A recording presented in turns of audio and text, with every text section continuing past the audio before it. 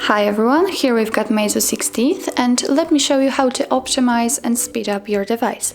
So all you have to do is to enter the security app and click on optimize. We have to wait a little.